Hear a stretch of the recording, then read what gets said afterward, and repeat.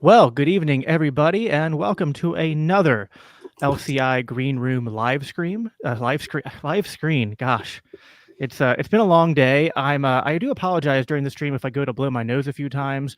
My wife is somewhere around 5 months pregnant, and she's in full nesting mode and stirred up dust all over the house. So my allergies are on the fritz, and I'm hyped up on allergy medicine. So we're going to have a good time here nonetheless. I am Jacob Winograd. I'm host of the Biblical Anarchy podcast here on the Libertarian Christian Institute's Christians for Liberty network. So you all should know who I am by now.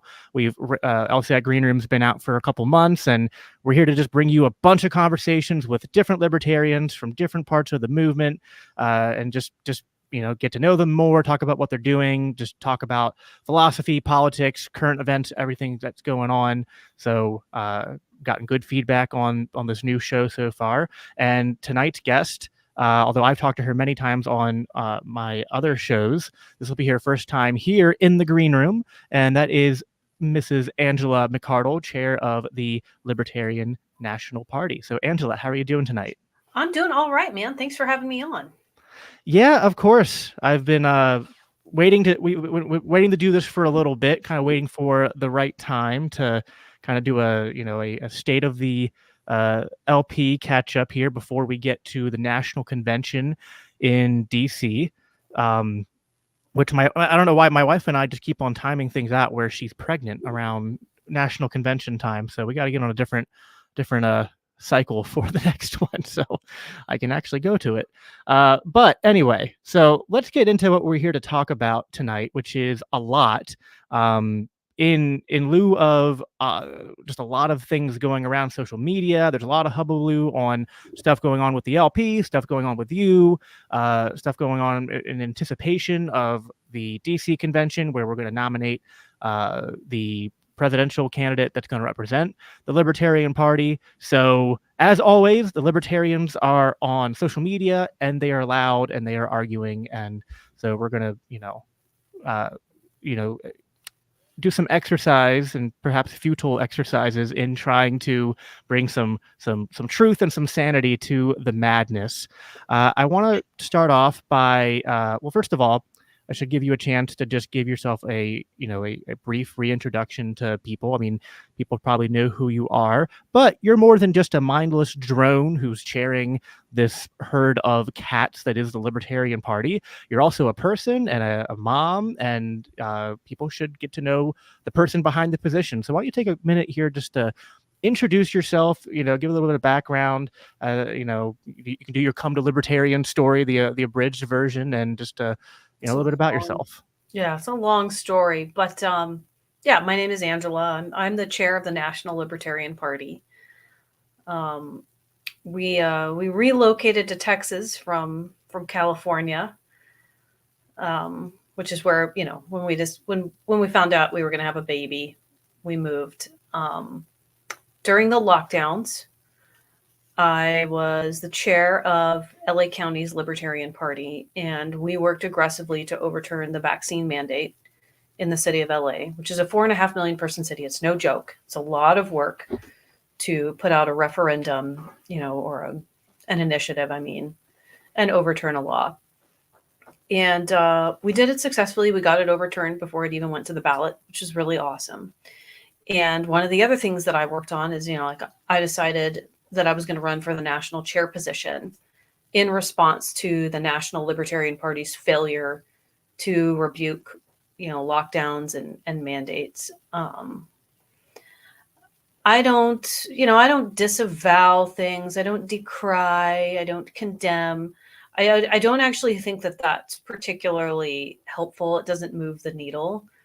But making a statement that you oppose a horrendous thing that the government is doing, and you want to encourage people to, rise up against it, do what you can to overturn it. That probably would have been really helpful coming from the National Party, and that didn't happen. So, fast forward now, I got elected. I am the chair of the National Party, and we're getting ready for a convention.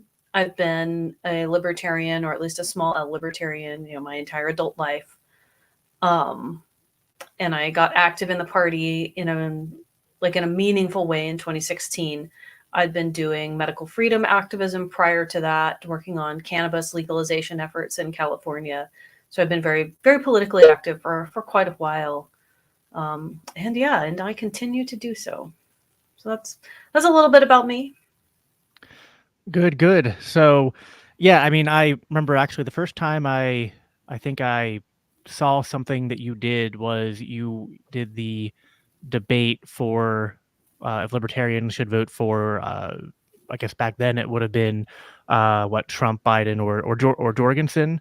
I I did. think you were part of that debate, which you did well on, and then of course you also then returned to do a debate at the Soho Forum against what's his name? Guy from Elias Bowman. yeah, guy from Cato who I mean he makes he makes the people at Reason that I don't like look like libertarian saints. Yeah. So, but yeah, you've always had a hand in what's going on around the liberty movement, and I supported you back for chair when you ran.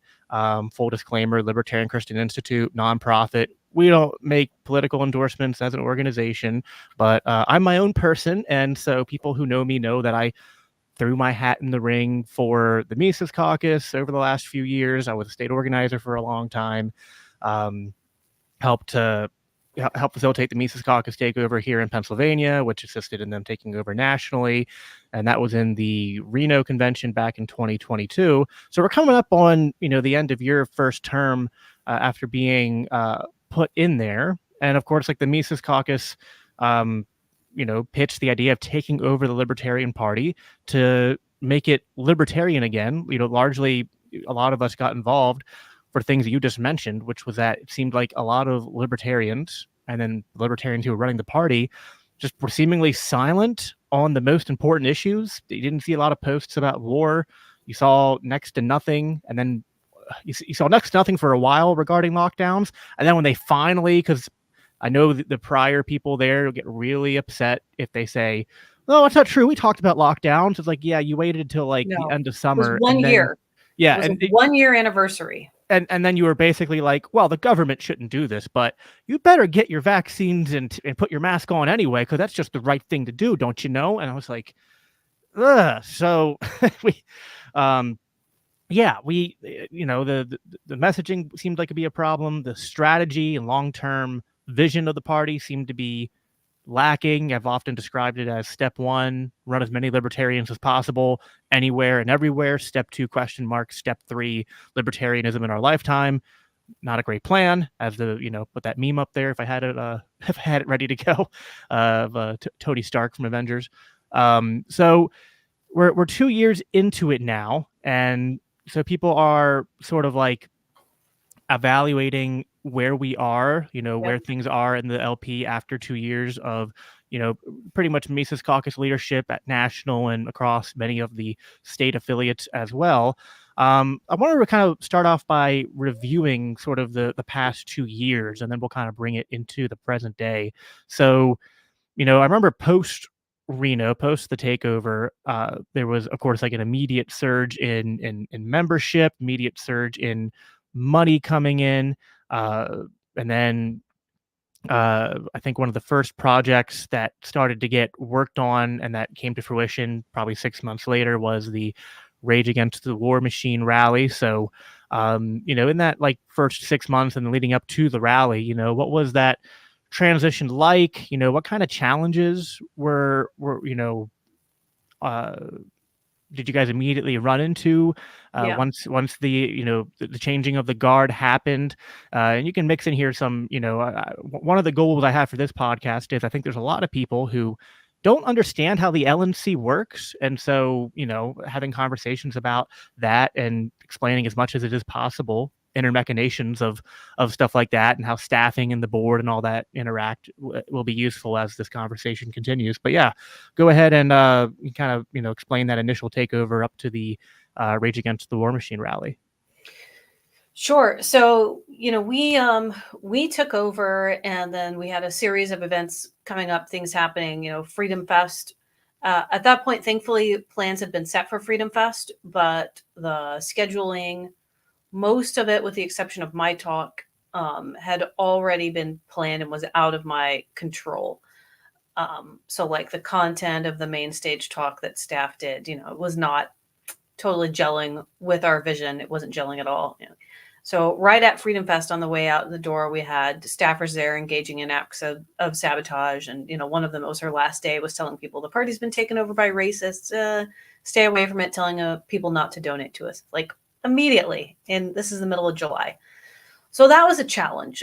We had some people quit, which was good because that means that I didn't have to do layoffs. And we had some people stick around, and some of those people were really solid. Some were not. Some are still with us. Love them to death. Some have since parted ways, and I don't think they're sucky people. So it was a very mixed bag, and trying to sort through who you should work with, who you should not, you know, who is talented, who is like maybe really an awesome, cool person, but this isn't a good fit for them. It's like, spent a lot of time working on that. One of the things that I was really passionate about, like the thing that I said, we're going to implement this, we're going to act on it, we're going to do it, was something I put together called Project Cicero. And it was to essentially resuscitate Project Archimedes. And so for those of you who are history or, you know, like mythological buffs, you could look up Cicero and Archimedes and figure that one out. But the LP in the late 90s had Project Archimedes, which was about getting membership numbers up. And there was a whole strategy that they did, and that was the highest our membership numbers had ever been. It was a little bit costly, but it was effective. And I think it was very good for the party. And I wanted to recreate it. So I did a ton of research. I poured through LPedia. I read like every old staff report I could find, figured out who did what went right, what went wrong, you know, and put this whole thing together and put stretch goals for us, and was like, you know, we're going to jam on this. Like we're going to purchase data. We're going to do X, Y, and Z to do outreach and reach people. And then right after we passed this, I believe it was the same meeting, there was sort of like an ambush, you know, motion by someone on the board who was, you know, like well-meaning and not a hater, but doesn't share vision with us, to have the national party fully support Civi CRM. So anybody who has been on a board of directors and has like professional board experience knows how completely insane it is to have a volunteer board of directors vote on what type of software your paid staff uses to implement their daily tasks. It's a pathology. I am proud to say that I have exorcised it from the current administration. I had to drive it out like a demon, and it took me 2 years. I do not have some sort of emotional animosity towards a piece of software. I do not have that. It is software, right? But other people had very strong emotional attachments to this piece of software. And what happened when the board adopted this, and by the way, I passed the gavel and I argued against it, and I was very concerned, right, with what was going on. What happened is, in addition to a whole bunch of technical problems that I will, you know, tell you about when you're ready for me to do a deep dive on that, it pulled all of staff's firepower and operations off of growing membership. And this is something in particular that I don't feel like I've iterated like nearly enough. You can be, your organization, any organization can be operations focused, or you can be sales / fundraising focused. Or if you're a huge organization, you can be both, like IBM, Microsoft, you know, Apple, giant organizations that are very focused on process, but also sales. But for a small organization like us, we can't do both. And so it completely crippled our ability to focus our attention and energy on new members. You know, staff had to be 100% focused on CRM, this migration, all this data stuff. And it created a waterfall effect that I personally feel that most people, including a lot of people on the board, still don't fully recognize, because they haven't taken the time to really like look into, you know, case studies in other organizations that had similar problems. Reach out to someone with decades of board of director experience and ask them, like, what am I doing right? What am I doing wrong? And that's where we started to really encounter some challenges.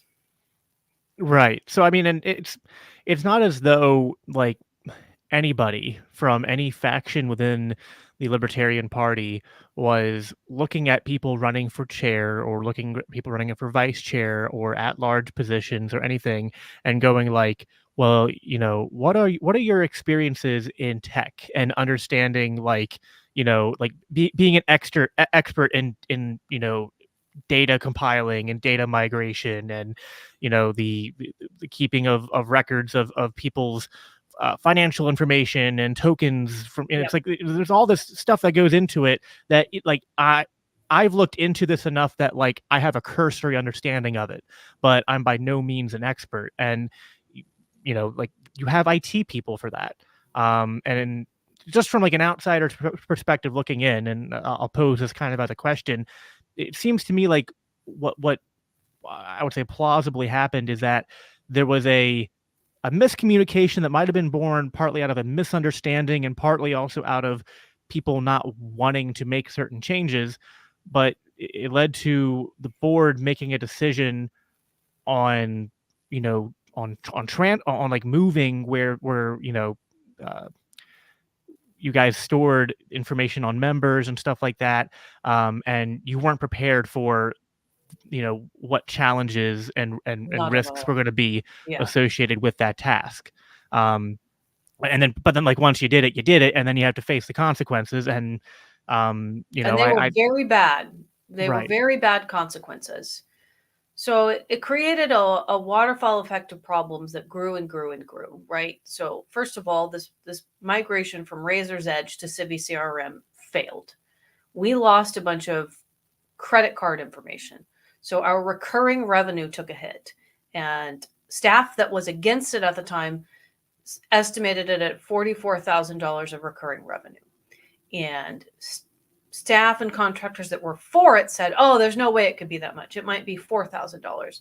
Well, I look at the data and the dollars, and it sure seems a heck of a lot closer to 44,000. So that happened right off the bat. In addition to that, during this process, there were some very grave technical errors, and it's impossible to know for certain who did what and who messed it up. But things happened that broke the CRM in a pretty profound way. And it continued to, the quality of our data continued to degrade. So, for example, I'm sure this has happened to people who are watching. Send out a mailer. So, first staff became paralyzed and said, well, we can't do anything because our data is destroyed. And at a certain point, I had to step in and, kind of break the paralysis and say, we're going to do it, even though it's going to suck. We're going to try, right? So let's say we send a mailer out to 5,000 people. 10%, maybe more. 10% is quite a high margin of error, by the way. The membership dates are wrong. So I'm saying, hey, Jacob, we love your support. We miss you. It's time to renew. And you're like, I renewed like 3 months ago. Why are you sending me this? This is weird. So, that's a problem. And then there was, little bits of Band-Aid code here and there, like little scripts would pop up and run, and it would recategorize Right, memberships, change dates. because Civi is like an open source, like basically like Yes, it was almost like, again, this not my area of expertise, but just trying to put it in layman terms, it was like rather than using something that is like its own proprietary correct. software, Civi was like open source, like we were trying to make our own custom, It was made Franken server. CRM, and it was Right, not designed for this, and right. it just was And with a not. lot of different people working on it, and not having consistency in the way things were coded and stored, and not set up in a way that they would easily transfer from Civi to a new No thing. But documentation. right, No documentation, no software development lifecycle. So what that means is, we're a political party. We also service like 30 plus other political parties.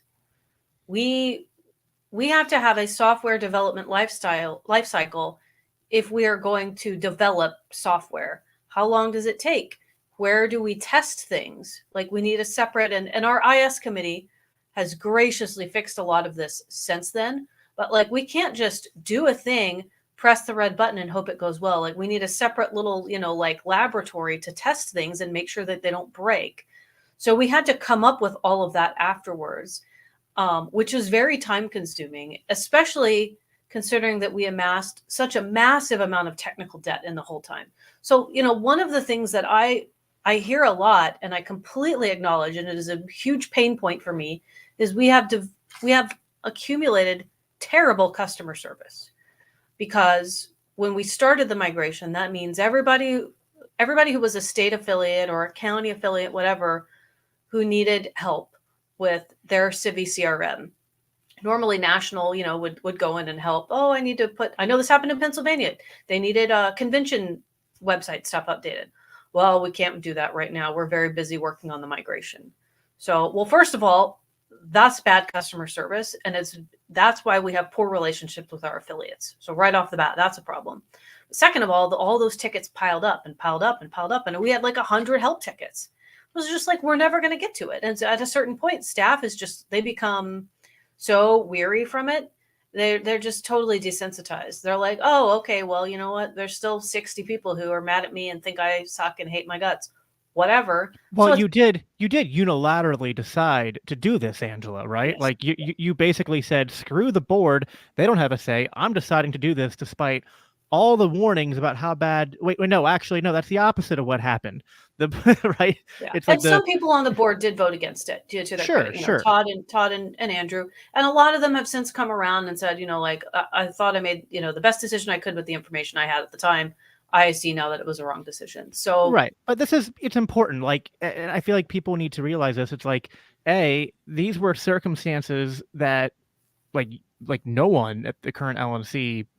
I mean, I guess maybe a couple, but like largely the leadership of the current LNC, no one's responsible for the fact that the membership data was held in two different places, and one of them was this weird Frankenstein of different, people working on it and different coding and things like that.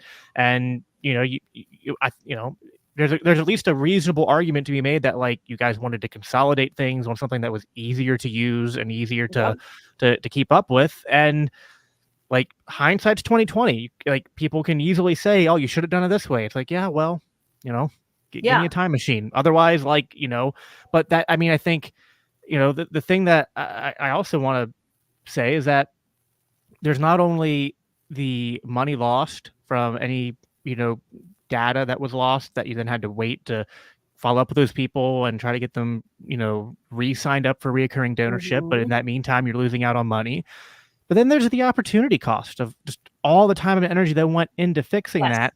But like, and I'm sure, this isn't stuff that we have a bunch of people listening right now, and to some extent, it's like on a Saturday night, no one exactly is usually like, I want to get on a podcast and listen to like an hour about like data management going on at the Libertarian Party, right? It's like this isn't like the stuff that is the super sexy stuff that people want to think about, but this is politics. Like this is stuff that parties have to, political parties and organizations have to be able to do. Really, not just parties, but like nonprofits, PACs, anything. They gotta find ways to manage their data and their memberships and people's financial information and records. And and then if people want to, it's important, right? So we're going through and describing things that led to here. And if people want to complain about membership being down, people want to complain about comparing the finances of the party from now to then, it's a multivariate equation, right? To just say like, because some people I see are going around and trying to paint a narrative that just like, well, the Mises caucus took over and then basically they lost all this money because people just like got up and quit and canceled their memberships. And like, sure, I guess some did that. But to act like there's not other things such as this data thing that played a huge role is just not to be presenting the whole picture. There's three significant things, right? So dramatic loss in recurring revenue, partly from the failed migration, but also from errors, potentially acts of sabotage that were done to our CRM as some people exited the organization. It's no joke. That's pretty significant. And then, there's opportunity loss. There's CRM. There's also the massive walk away, and hate campaign is like it is pretty intense and pretty severe. And I want to ask you. So you're currently on the when you became chair of the party, you stepped down from your prior position within the Mises Caucus. But I mean, I could speak from my experience, but I'll ask for you to speak it to yours. When you were with the Mises Caucus, and since then, from just watching what the Mises Caucus does and promotes, have you ever seen the Mises Caucus tell people that they should not, even in states where there's not Mises Caucus candidates or officers, or before the Mises Caucus took over, was there ever any massive cancel your memberships and don't be involved and don't donate to your parties and things like that? Never, never, never, never. I could think of one person in particular who would whine and say, I'm not donating to national, and remember constantly busting his chops. Literally one person can I think of in the state of California who had that attitude. It was always give to the party. That none of this is possible if we're not supporting the host nation, the host organization. Yeah. Yep. So I mean, and I think a lot of people upped their donations and stuff. Yeah. And so listen, people can fluctuate their donations. Other thing is listen, it's not like the economy's been getting better. I mean, I'm a Mises, I was a Mises Caucus member and organizer, and I had to reduce my donations to everything just because eggs were $20 a box for a while. It's things were crazy. I have 4 kids to feed. Yep. There is a question in the audience, just to try to, as we're maybe put the nail in this CRM thing. Is there evidence of sabotage with the CRM, or is it just more like mismanagement and a bunch of clumsy attempts to try to fix things and things like it?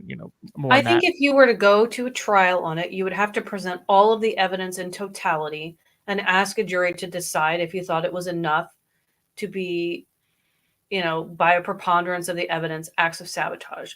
The extent to which things are messed up with, coupled with the way people left and the attitudes they had and the timing of it, is, I don't know how it's not sabotage if you hold yourself out to be competent in this particular field. The third thing I forgot to mention earlier was, the data breaches and the theft of data from our organization. That's a pretty significant thing too. When you have hater organizations who've absconded with your resources and they're going around and asking people to donate to them and not to you very specifically. And I know, because I make donor calls. I've spoken with people about it. But yeah, I mean, this is so, I work in litigation. Toxic mold. We'll use that as an example. People get very, very sick from black mold in their house. Aspergillus. Hives all over your body. I've had it before. Hives all over your body, respiratory issues, nervous system attack. And what do you do? What does it appear to the obvious person? You live in your home. You got mold. It's a rental. You asked your landlord to fix it. He didn't. You got sick. This is so easy. Open, shut, case closed. What does defense counsel do? They're like, well, did you ever have an allergic reaction to shellfish as a child? You could do the same thing with the CRM. Everything seemed to be working. And then all of a sudden it wasn't when people left. And right after this botched migration and all of this hate campaigns. Okay. If it looks like a duck, quacks like a duck, and it's covered in feathers. Yeah, and at the very least, I mean, there's a reasonable debate to be had there from the sounds of what you're saying, but the end result's the same. Whether it was malice or incompetence, correct. It's still. And there was gross incompetence, because you don't Band-Aid code something over and over again with no discernible record of what you've done and no documentation. That's just completely wrong. Now, so let's paint a little picture here. What is, when you took over and then to now, because I'm sure it's decreased to some extent, but what's the total amount of staff that the LNC employs? around about? I think we probably have around 10 people on staff. Right. So, and then the in terms of the staffing issues, and stuff that people have noticed and that you kind of alluded to, walkaways, things like that, and then the other component here being the LNC board, the XCOM itself. Excuse me.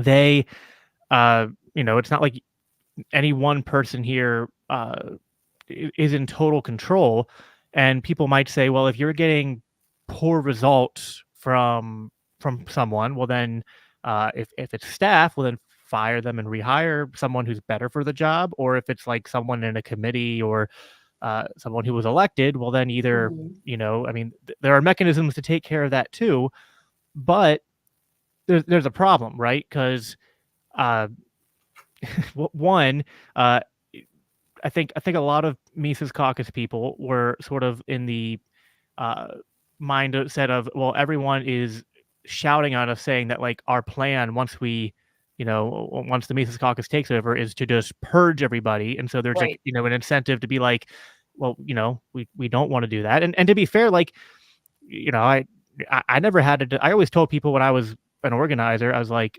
I'll work with anybody. Hmm. And you don't have to be part of the Mises Caucus. If you're calling me a Nazi and doxing me and my family, we might have a problem working together. And Yep. yeah, that's happened several times. And I guess I'll just go off here a little bit. I mean, again, I'll just like repeat it ad nauseum. I'm representing me here, not the institute. The institute makes no endorsements. The institute doesn't tell you what to do in terms of your vote or your dollar, other than asking you to donate it to us as a nonprofit if you want. But I joined the party and I joined the caucus, and I, as a Christian, thought, wow, there's people fighting. Let me try to be a peacemaker in this. Let me try to bring sides together. But there are like what I encountered was that within the party there was a few different camps. There was the Mises Caucus people. There were people who were uncaucused, and a lot of them, were great people, great libertarians, great volunteers, great workers. And then there's this other group of people that literally, like when I say that I was doxxed, when I say that people made death threats against me and my family, when I say people what came after me and called me a Nazi and also like made smears against my father and stuff like that, and started calling my dad a thief and a crook, and I mean just there's a group of people who, because of political motivations, which you would think, like if I was entering the GOP or the Democratic Party, I might expect this, but you'd think with libertarians joining the Libertarian Party, you wouldn't run into this, but there were these nasty people, and I think we don't always do a good job of just being honest about that. Yep. Um, Yep. and Because it that's not. reflects poorly on libertarians and the ideology that we're trying to get out there. Like the way that they behave, it's completely incongruent with the philosophical notions that they allegedly subscribe to and that we also subscribe to. And it's embarrassing Yeah. to try to pull people into the party and say, join it, like libertarians are awesome. And then you have this trash over here that's stinking up the room. Yeah, it's a problem. And, I think, this is probably something where, I don't know, there's some Christian implications and I haven't like fully grasped and articulated this yet, but there is something in me, and it's a weakness politically. There's something in me that I cannot stoop to the same tactics that they do. Like lie, cheat, and steal are off the table for me, and I can't bring myself to do it. And thinking about it in my head makes me queasy. Like it's too, ugh.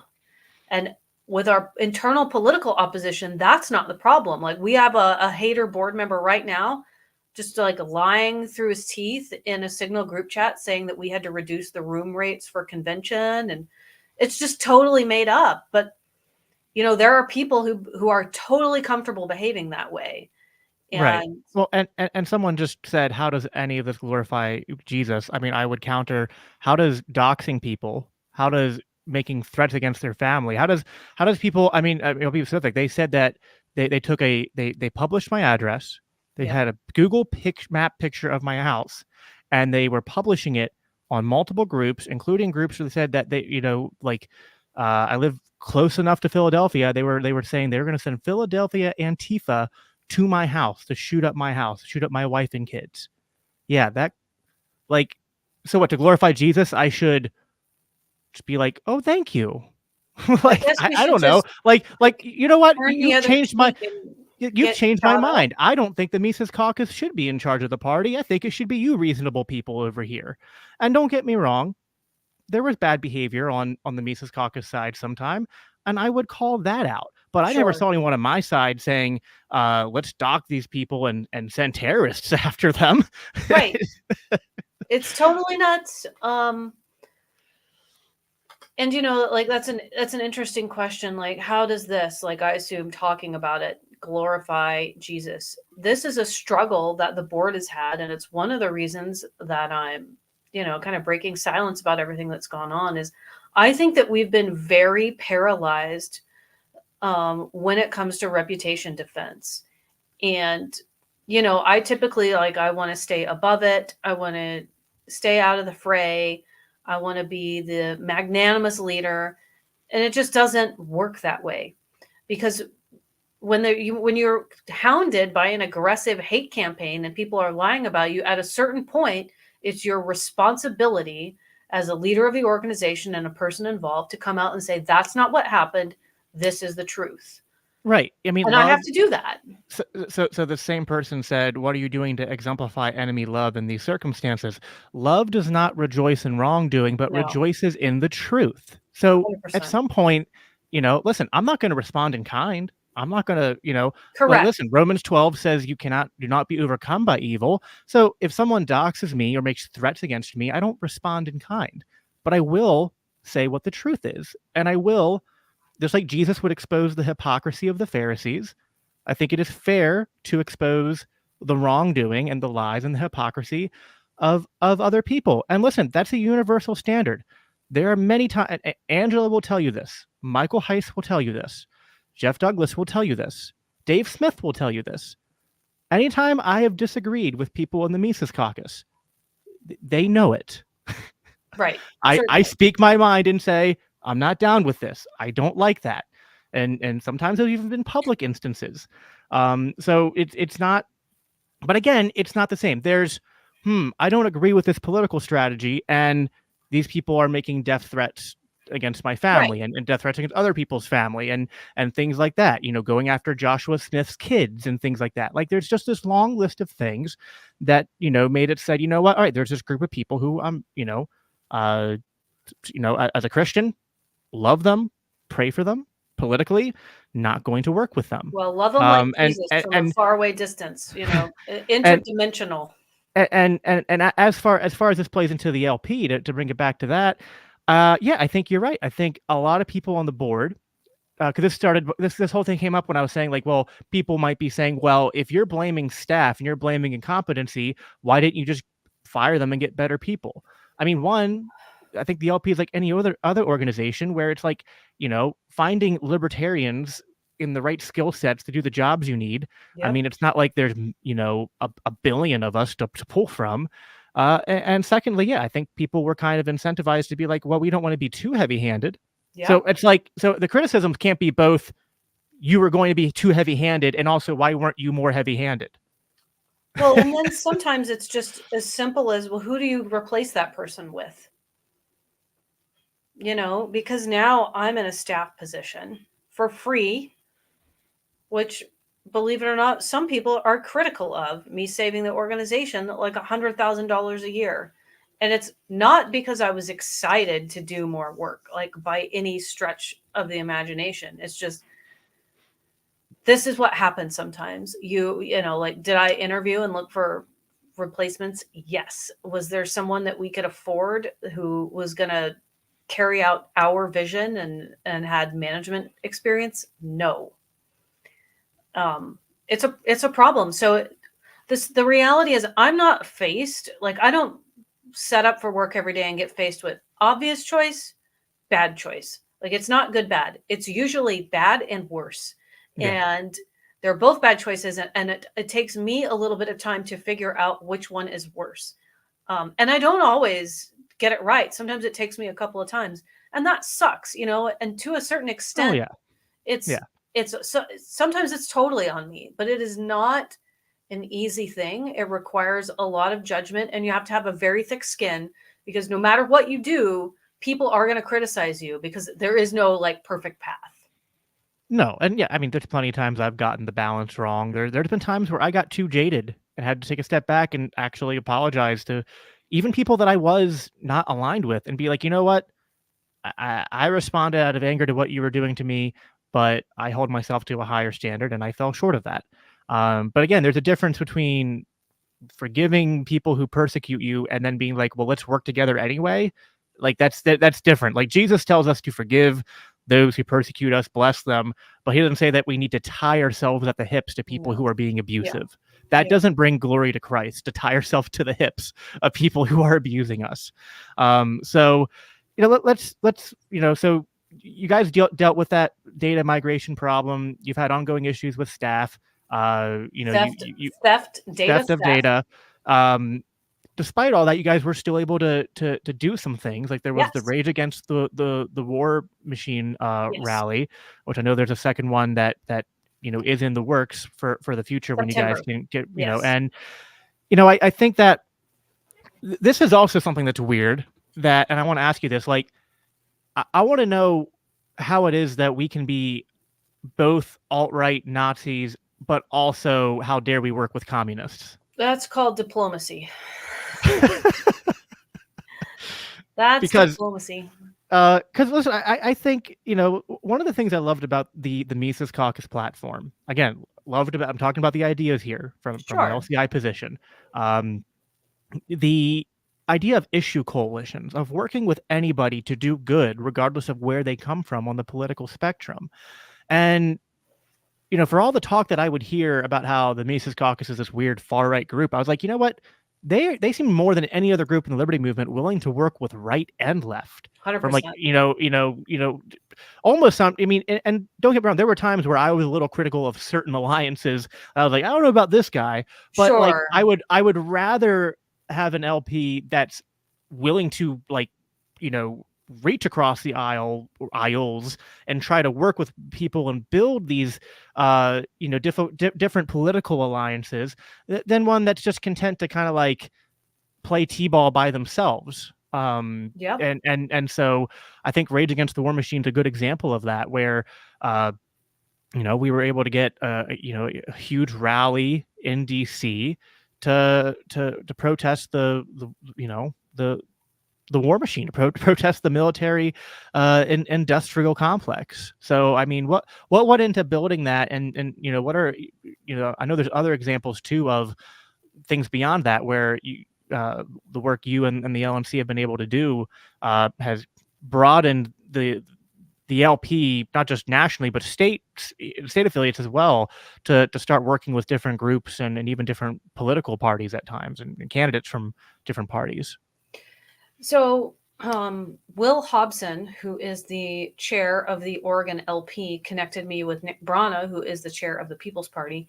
Will is a Mises Caucus guy who came from the left.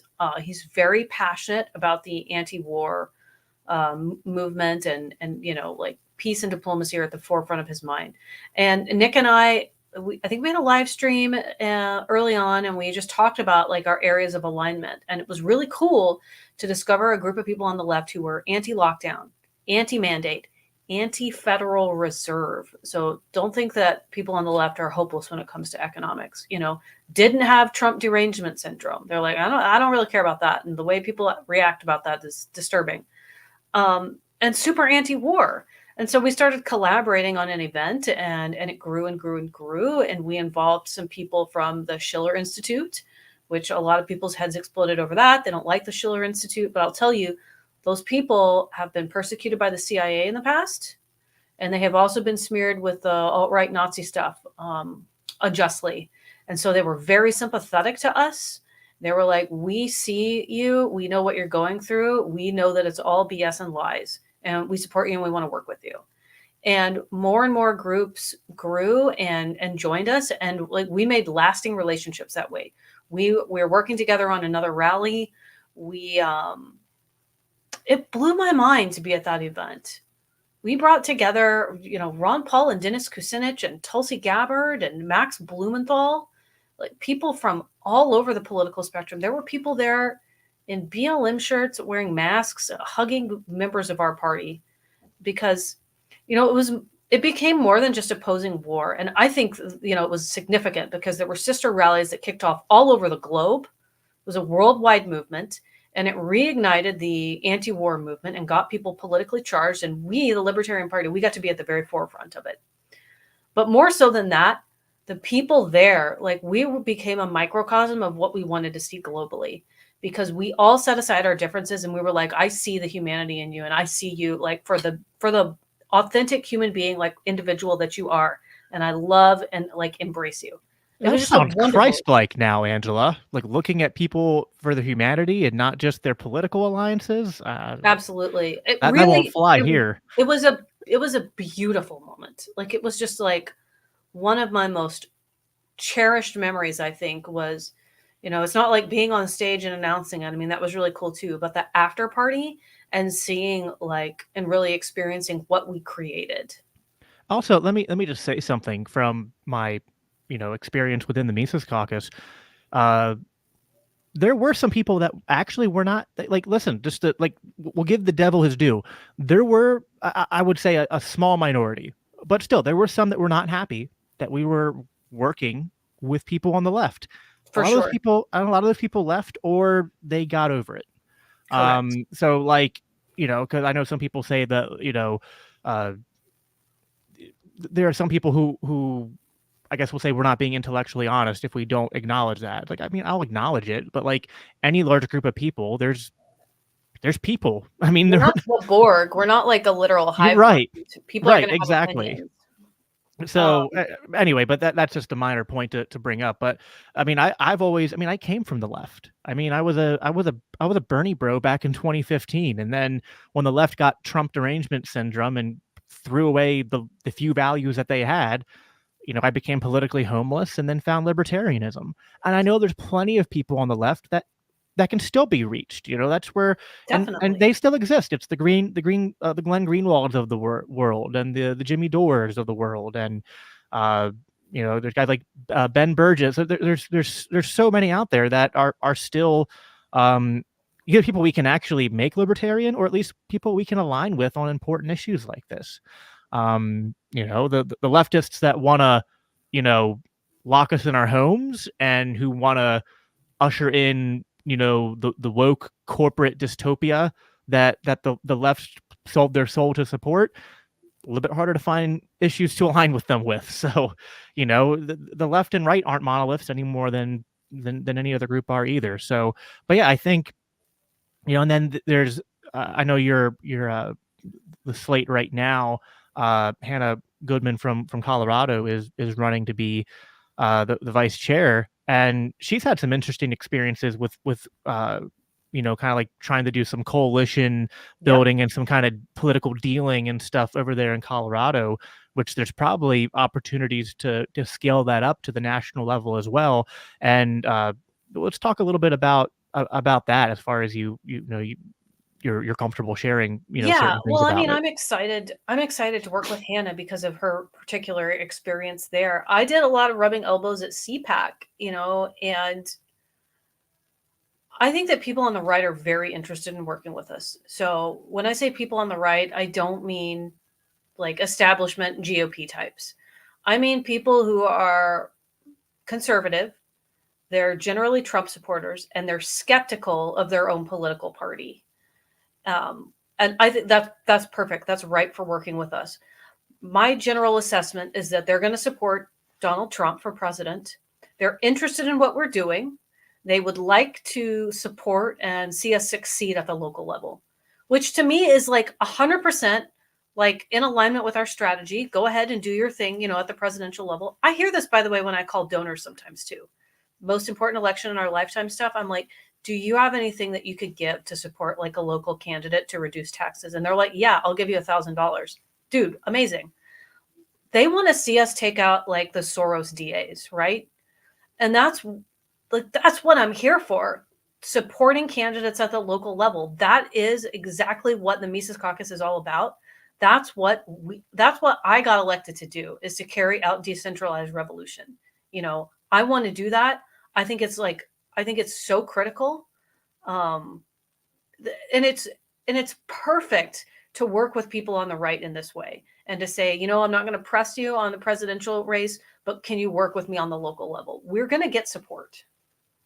And I think so some people are hearing this and they think this is a betrayal of libertarianism, a betrayal of the party, that it's selling out principles for political expediency. I mean, listen, I host the Biblical Anarchy podcast. In my heart of hearts, I mean, I'm not really, so I'm a Christian. So I live for Christ. This is Easter weekend. Tomorrow is the celebration of Jesus's, resurrection and conquering death and sin and all of that, and his declaration of him and as king, and that his kingdom is the one and only true kingdom. And I live for that. And because of that, a consequence of that is philosophically, I'm compelled to be an anarchist in the world. And I think that, libertarian anarchism, anarcho-capitalism, these are all, true political conclusions that map onto what the Bible teaches. It's the whole premise of like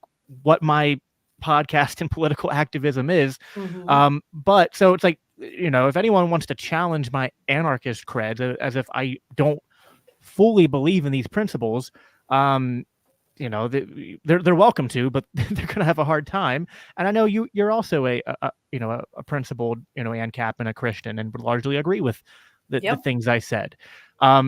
This is politics. This is like, we're not going to listen. Like the Rothbard button doesn't exist. I wish it did. Right. I would break my thumb pressing that button, but we don't have that option. Instead, we have to work with what we're given. And we can choose to be the most principled people sitting in the back of the car, yelling and crying, or we can see what we can do to try to get, our hand or even like a finger on the wheel, or try to tap the navigation system or tap the brakes or put it in, like, let's do something to have some influence on the political apparatus in the country.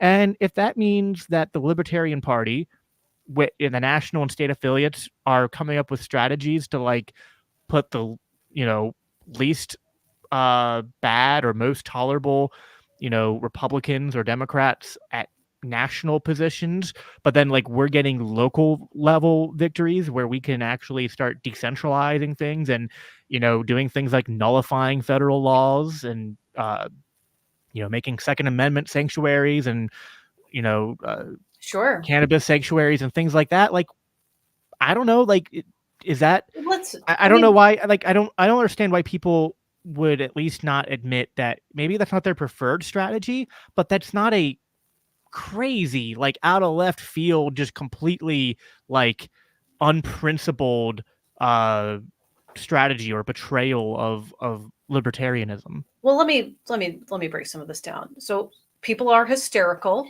and unrealistic, and it's because the Libertarian Party, if not the entire movement, did gain a lot of libertine, do what thou wilt types, and they don't like rules, and it's very self-absorbed behavior. I think that we had a culture in the past of very entitled, self-absorbed people with very unrealistic expectations. And the reality is, like, I don't have to endorse Republicans or do anything like that. There are thousands of elected positions in this country. We cannot run people in every election. We literally can't. We ran like 800 people in 2018, and it was kind of a disaster. We overtaxed ourselves. We didn't have enough campaign volunteers. We spent a whole lot of money on it. We didn't win a lot of elections. Like, it wasn't a fruitful strategy. So there's no reason to not just like say, hey, you know what, you're right, we don't have to run anyone in that race, we could run someone over here, because we don't have a person for every race.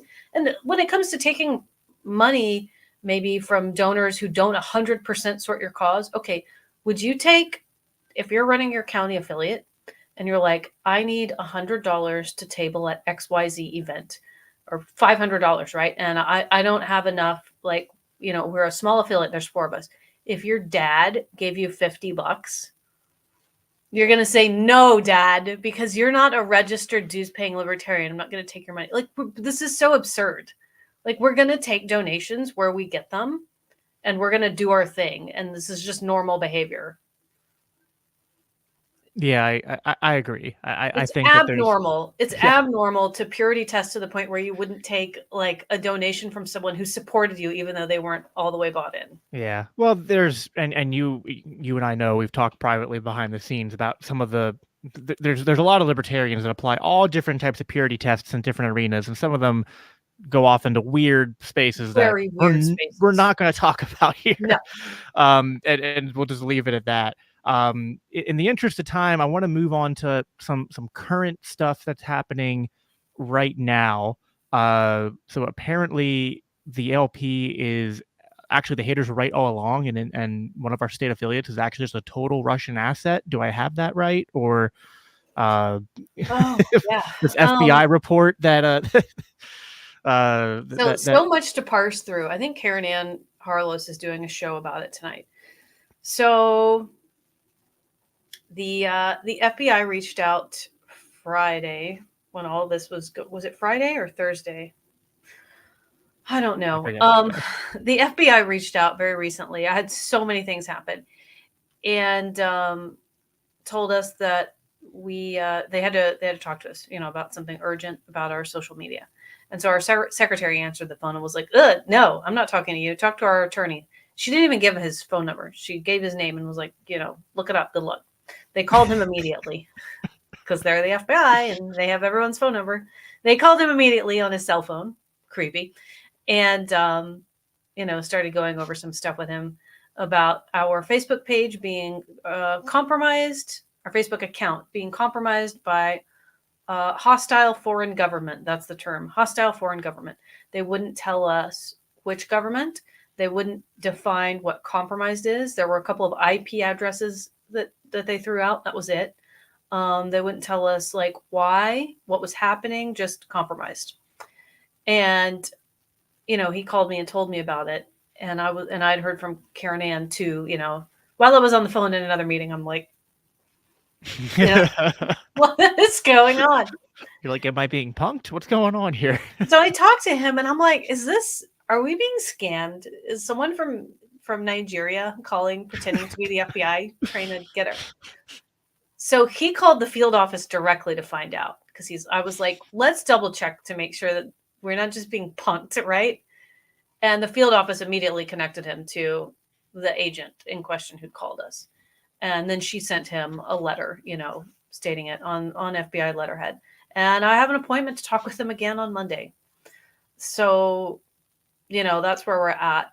And in the meantime, I reached out to a friend who's in intelligence, who is not a Democrat.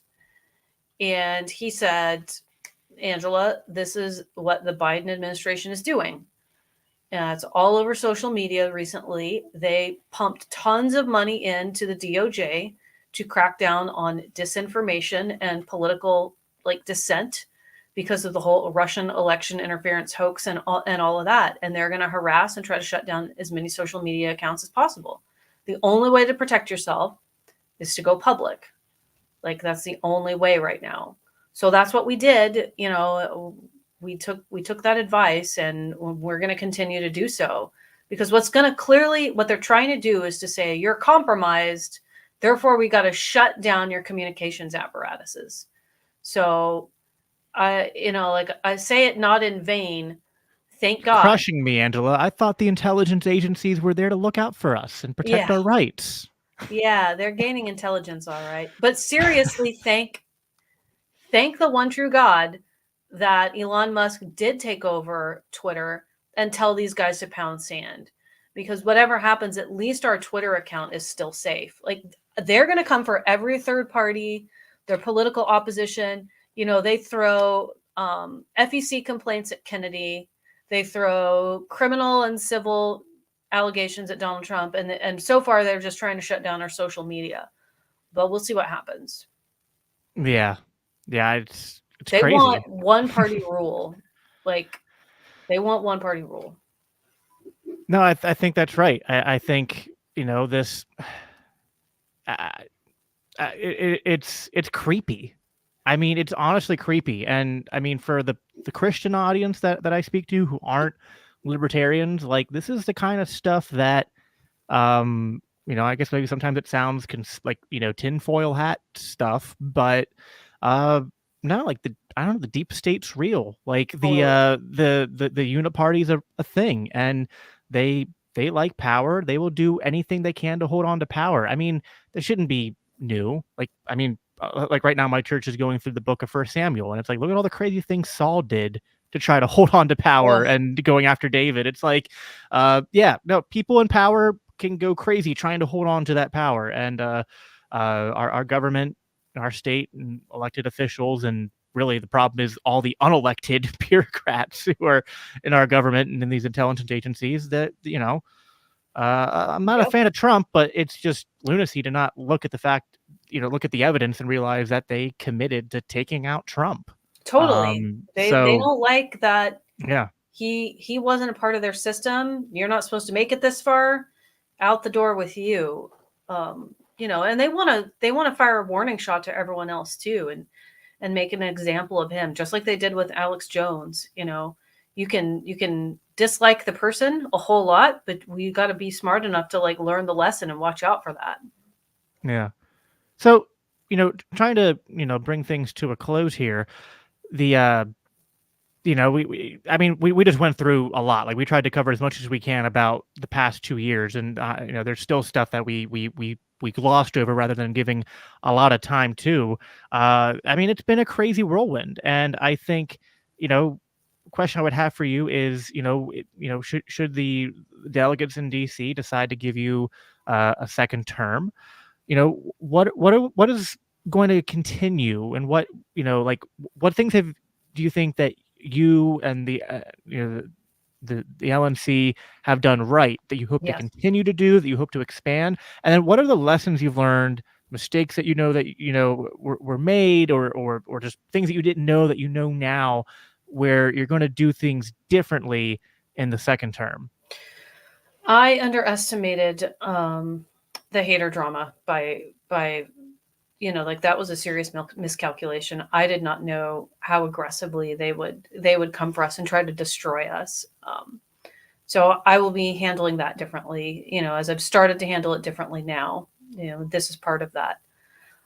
I want to say that, like, you know, so financially we need money. So out there, people, please donate. One of the best things you can do for the party right now is to go purchase a convention package. Go purchase a convention package. It's lnc2024.com. If you can't afford a package, please get an a la carte lunch option. If you cannot afford that, get the $49 comedy night. Especially like the 30th and the 31st, today and tomorrow, before the end of the month, it'll super help us out. Aside from being in a financial tight spot right now, the party is doing awesome work.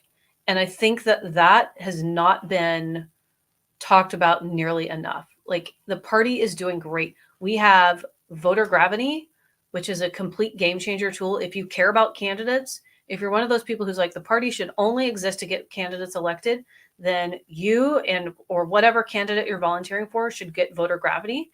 You email me at votergravity@lp.org and I get you signed up. It can be as little as $50 a month for your race. That's something that would cost thousands of dollars. That right there, the financial worth in there is worth more than like we would make in 2 years. It's $100,000 or more. It's like an incredible savings. Get in there and get it. I'm about to release template professional level WordPress websites for candidates. I've gone back and forth with one of our staffers started it. He's like way overwhelmed, so I passed it to a contractor. I went over it with them Friday. It's beautiful. and there's 3 different styles that you can choose for your main page, so you can customize it a little bit. I'm going to go in and I'm going to finish some of the copy for them. You put in your photo, you put in information about your race, you download this thing, and we're going to have it so that it's easy. We'll have a tutorial for you. You download it and connect it to your server, and you're done. You don't have to pay an arm and a leg for a professional website, and you don't have to pay $25 for a garbage, hideous GoDaddy, like, build your own website. So please do that. We've got amazing stuff. We've got the anti-war coalition work. We've got, the Tennessee has been doing this Second Amendment coalition work. We've been supporting Defend the Guard. Like, we've been doing some amazing stuff, and we're going to continue to do that.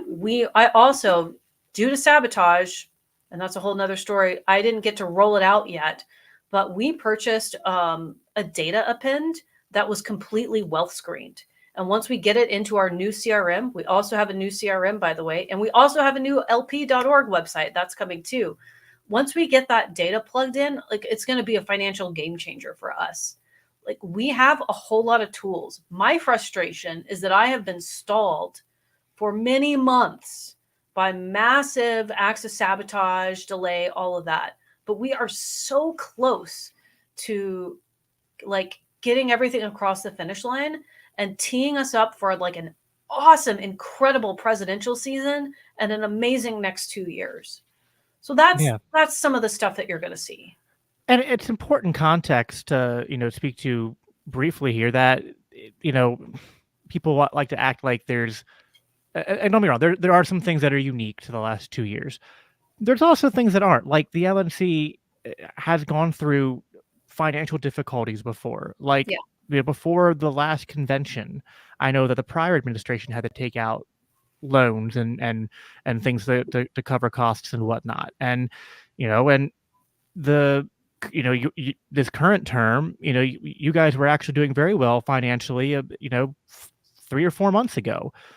Things go through peaks and valleys, and challenges, come up, and, but it doesn't have to be like, I think some people are trying to, I don't know, like, do what they can to cast everything that's bad in the worst possible light, and then cast everything that's good in the least charitable light possible, downplay it as if it's either not that good or just not good at all. I mean, listen, you and I know we've talked privately. There are things that you've done, that the board's done at the LNC level, things different states have done that, like, I don't always agree, which that should be understandable. Like, find 2 people who agree on everything, period. Like, that's just common sense. Yeah. There are things that you would admit that, like, like you just said, like, things I didn't quite, things I underestimated, things I plan to do better. So, I at this point in time, I won't tell people how to vote if they're going to be delegates at DC, but I will say that if your thought is that, well, this is all just Angela's fault, I mean, I don't know. Like, again, I don't think Angela was voted in as dictator back in Reno in 2022. There's a lot of moving pieces here. I think a lot of people underestimate the extent to which there were the Titanic was already sinking. So, I think you guys are doing your best, and have plans to continue moving forward into the future. We got lnc2024.com up there if people want to go to find out more about the convention in DC, where, of course, a lot of stuff's happening, including picking the presidential nominee for this election season. Is there anything else you want to plug, or any, and one thing I wanted to also briefly mention here, the, because this is also a Christian podcast.